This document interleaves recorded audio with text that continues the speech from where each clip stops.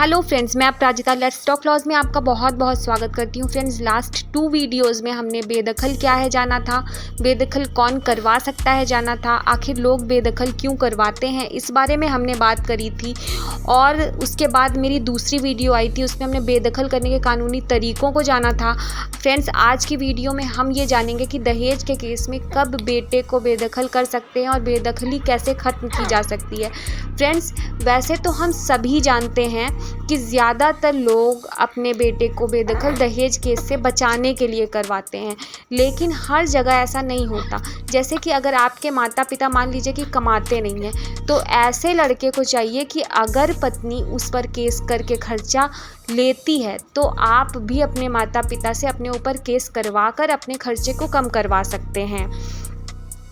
और अगर आप मान लीजिए आप दहेज के केस में अपनी बेदखली जब उसी सिचुएशन में करवाएं जब आपके माता पिता मान लीजिए कि सरकारी नौकरी का लाभ ले रहे हैं या उनकी कोई लीगल इनकम है, क्योंकि ऐसी स्थिति में आप उनसे अपने ऊपर केस नहीं करवा सकते हैं कि उनको भी खर्चा चाहिए, तो कि आपको अपनी पत्नी का खर्चा कम देना पड़ेगा, है ना।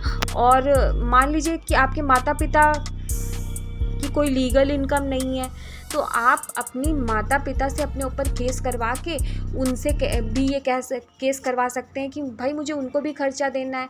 तो उस सिचुएशन में पत्नी का खर्चा कुछ कम हो जाएगा, मेंटेनेंस कम बनेगा, तो आप खर्चे को कम करवा सकते हैं ऐसे।